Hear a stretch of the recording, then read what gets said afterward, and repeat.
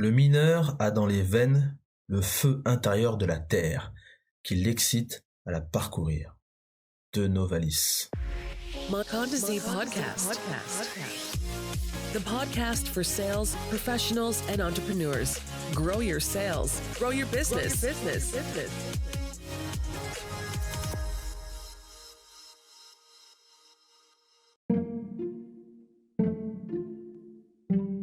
Bonjour à tous et bienvenue dans le podcast de Mokonzi, bienvenue aux entrepreneurs, aux professionnels de la vente. Si c'est la première fois que vous nous écoutez, n'hésitez pas à vous abonner sur Google Podcast, Spotify, nous sommes aussi sur Breaker Audio, vous pouvez aussi nous écouter sur le site Anchor FM et nous sommes aussi sur les réseaux sociaux, Facebook, Instagram et Twitter.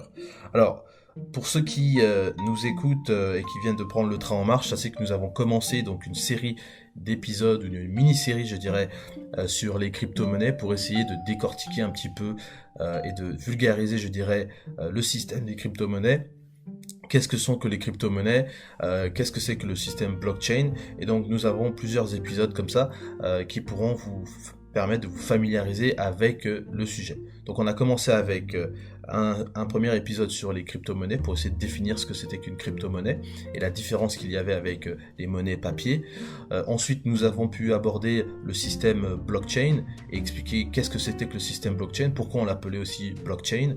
Et aujourd'hui dans ce troisième volet nous allons regarder en fait ce terme assez particulier qui est crypto mining ou bien mining d'une crypto-monnaie. Donc on va essayer de regarder un petit peu qu'est-ce que c'est, comment ça marche et pourquoi d'ailleurs on parle de mining, c'est-à-dire d'extraction minière véritablement. Pourquoi on parle d'extraction minière, pourquoi on utilise aussi cette analogie. Alors, tout d'abord, il faut savoir que le processus donc de crypto mining, enfin, c'est un processus par lequel en fait une crypto-monnaie est vérifiée et ajoutée au système blockchain. Donc, si vous voulez, c'est comme une sorte de processus de validation, d'authentification par donc les mineurs, qui va permettre justement de vérifier et d'authentifier que justement ce qu'ils ont réussi à extraire est authentique. D'accord ? Et donc, ce qui permet aussi de rassurer tout le réseau que voilà, Kevin a bien authentifié son travail et que c'est un vrai travail qu'il a fait. Ce n'est pas une fausse monnaie où il a trafiqué le code ou je ne sais pas. Donc, on l'a dit, on parle d'extraction minière ici. Effectivement, c'est un processus d'extraction, mais c'est aussi une compétition, puisque vous n'êtes pas le seul à vouloir aussi extraire des jetons d'une crypto-monnaie. Et donc, vous êtes en compétition, et pour vous départager, vous avez en fait un certain nombre de problèmes mathématiques à résoudre, donc sous la forme de code, et vous pouvez les résoudre en fait en utilisant donc évidemment des fonctions cryptographiques assez sophistiquées, donc qui utilisent des algorithmes. Et donc le premier qui arrive à résoudre un problème bien donné sera récompensé en pouvant autoriser donc la transaction, donc en pouvant l'ajouter donc à la base de données, et en échange, eh bien les mineurs qui ont réussi à résoudre donc ce problème se vont en fait octroyer une petite quantité donc de jetons qu'ils pourront donc ajouter évidemment à leur portefeuille de crypto-monnaie.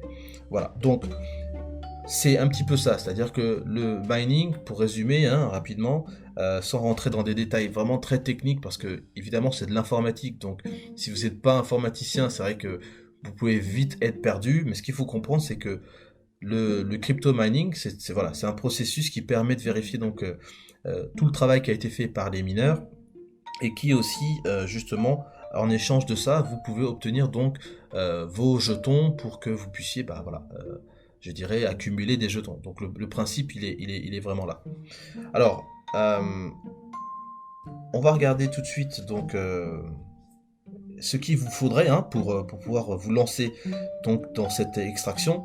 Alors ce qu'il faut savoir, c'est que on a évidemment des exemples clés comme le Bitcoin qui est donc la première crypto-monnaie qui vient de se lancer, mais vous avez aussi des exemples beaucoup plus proches en termes de longévité. Vous avez des exemples un peu plus proches de projets qui sont en train de se lancer. On a mentionné justement quelques projets comme ça assez nouveaux qui sont en train de se lancer, donc vous allez un petit peu comprendre la différence.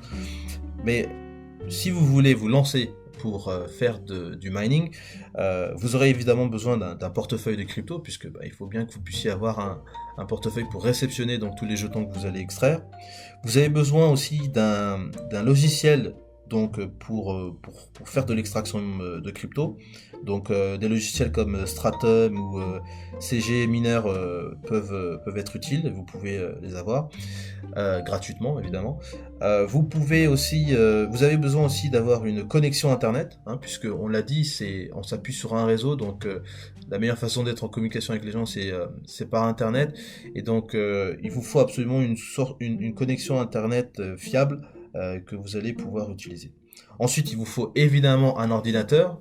Je le rappelle, mais évidemment, c'est de la monnaie digitale, donc les seuls points sur lesquels on puisse utiliser justement les crypto-monnaies, c'est à travers un outil informatique, donc l'ordinateur est très important. Mais il faut avoir un ordinateur personnalisé, c'est-à-dire c'est un ordinateur qui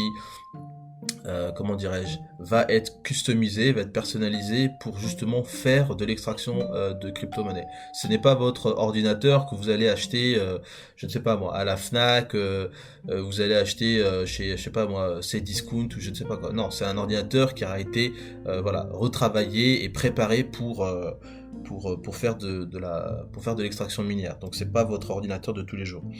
Ensuite, il vous faut évidemment, et donc ça fait partie de la personnalisation et de la préparation d'ordinateur que vous allez avoir, il vous faut une carte graphique avec des puces particulières. Donc ici, on parle de puces ASIC. D'accord, donc pour ceux qui connaissent bien, je pense que vous aurez une idée de quoi il s'agit. Mais voilà, on fait aussi référence aux puces AMD, donc les puces graphiques d'AMD qui sont très intéressantes et très utiles à utiliser. Et la dernière chose, c'est qu'il vous faut un ventilateur, puisque évidemment votre ordinateur va être très sollicité et donc il risque de surchauffer. Donc le ventilateur qu'il y a à l'intérieur des ordinateurs ne sera certainement pas suffisant. Il vous faudra donc un ventilateur de maison pour pouvoir ventiler votre ordinateur. Donc voilà un petit peu en essence comment en fait les gens se lancent dans cette extraction minière de crypto-monnaies. Et évidemment, pour le Bitcoin, par exemple, vous pouvez vous lancer dans l'extraction de Bitcoin, mais il faut savoir que les investissements nécessaires pour pouvoir avoir le matériel informatique adéquat pour faire de l'extraction de Bitcoin, il est très conséquent. Je vous le cache pas, on est dans des fourchettes de prix entre 3000 et 5000 $ américains pour avoir suffisamment de matériel et suffisamment de puissance aussi pour pouvoir extraire. Puisque évidemment, le Bitcoin fait partie des toutes premières monnaies qui ont été lancées, et donc vous avez énormément de gens qui sont en compétition pour justement créer de nouveaux blocs et extraire donc du Bitcoin. Donc effectivement, la vraie différence en fait ici, elle est sur votre capacité, je dirais en termes de matériel et votre capacité énergétique à pouvoir aussi vous lancer là-dedans. Donc ce n'est pas donné à tout le monde, ce n'est pas ouvert à tout le monde. Évidemment, il y a des gens qui dépensent des sommes beaucoup plus élevées que les 3000 ou 5000 $ que je viens de mentionner. Donc c'est vraiment, c'est un véritable business, c'est vraiment un gros investissement pour se lancer dedans. Alors après, évidemment, vous avez d'autres cryptos, vous avez le Litecoin, vous avez l'Ethereum, vous avez le Cosmos, vous avez le Monero, vous avez le Polkadot, vous avez pas mal de monnaies, je dirais, alternatives, et encore j'en ai mentionné que quelques-unes, mais il y en a plein d'autres, et vous pouvez justement avoir accès à des logiciels qui vont vous permettre donc de faire de l'extraction sur ces monnaies-là. Ça c'est, je pense, peut-être un choix plus raisonnable que de regarder ce genre de je dirais de crypto-monnaie plutôt que de regarder exclusivement le Bitcoin. Et puis vous avez aussi la possibilité, surtout pour ceux qui seraient arrivés à temps pour pouvoir accéder à des projets de crypto-monnaie qui ne sont pas encore sur les bourses d'échange de crypto-monnaie, qui n'ont pas encore connu de ce qu'on appelle le Initial Coin Offering, dont on va parler dans notre prochain épisode, pour pouvoir intégrer donc le réseau, pour pouvoir participer, être membre, et commencer peut-être avec juste un téléphone ou un ordinateur tout simple, à faire de l'extraction minière avec des taux d'extraction qui sont assez élevés, puisque quand on parle d'extraction, on parle aussi, il y a des taux bien spécifiques, d'accord. Donc c'est pour ça que c'est plus difficile évidemment d'extraire, mais quand vous êtes là au tout début du projet, les taux d'extraction sont très très faciles, sont très très élevés, et donc vous pouvez extraire, je dirais facilement, vous n'avez pas besoin de beaucoup de puissance. Mais plus on se rapproche vers cette initial coin offering, donc cette offre publique de jetons, l'extraction devient de plus en plus dure. Il vous faut plus de puissance, il vous faut plus de matériel informatique, et puis une fois qu'on a passé donc cette ICO, et ben vous vous retrouvez en compétition avec plein d'autres gens qui veulent aussi avoir une partie donc de ces jetons disponibles. Donc la compétition ne fait qu'augmenter plus vous avez de gens qui souhaitent acquérir ces crypto-monnaies.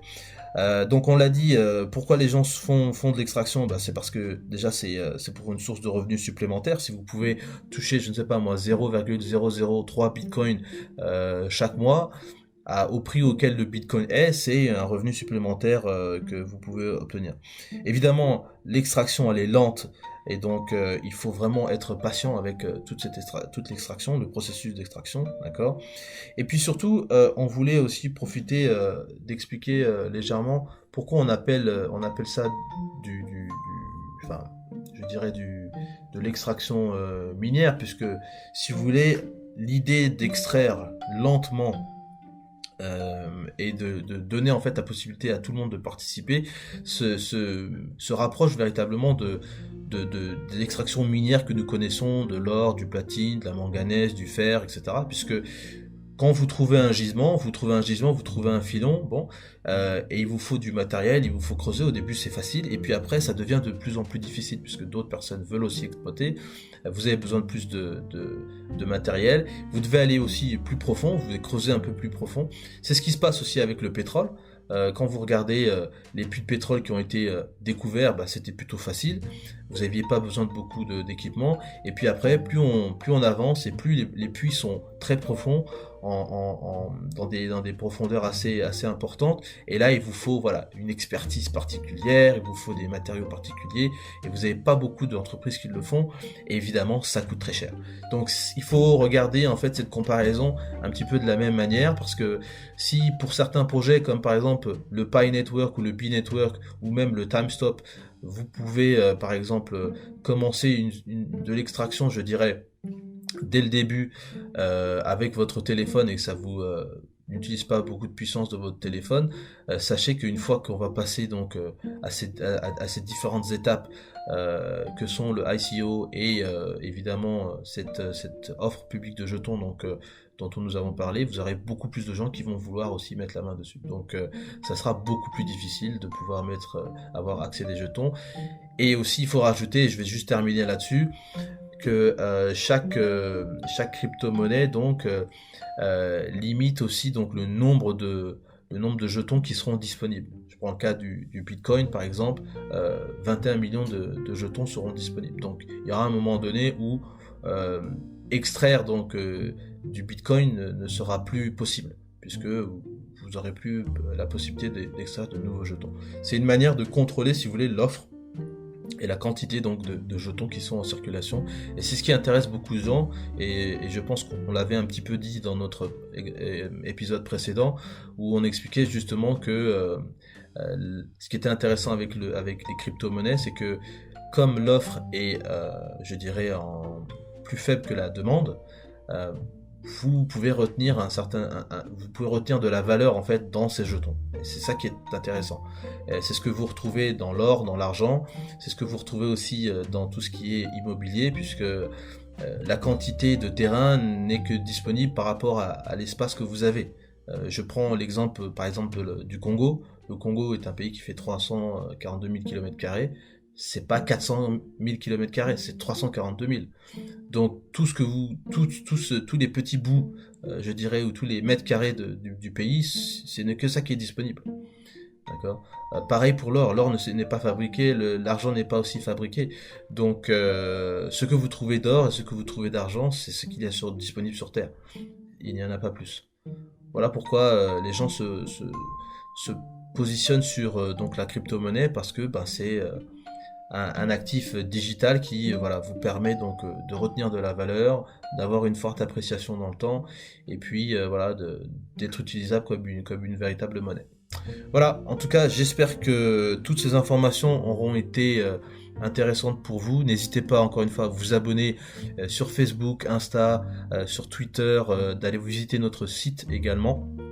Nous, on donne ces informations donc pour les entrepreneurs, pour que vous puissiez aussi être au courant un petit peu de ce qui se passe. C'est très important de rester au su et au vu des informations. On parle de crypto-monnaie, c'est très important. Si vous êtes en Afrique, pensez aux crypto-monnaies, réfléchissez un petit peu vis-à-vis de votre situation financière. Nous, on n'est pas là pour fournir je dirais des conseils financiers ou de proposer des services financiers.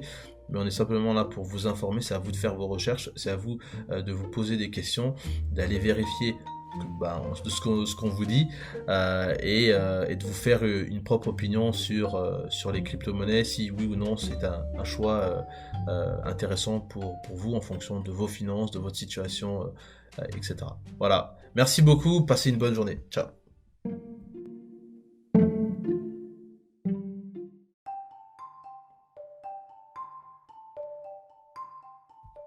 Si le podcast de Mokonzi vous plaît et que vous aimeriez présenter votre entreprise, ses services, ses produits à notre communauté d'auditeurs, rien de plus simple, vous nous envoyez un email sur podcast@mokonzi.com et nous pourrons insérer une publicité pour vous. Merci beaucoup.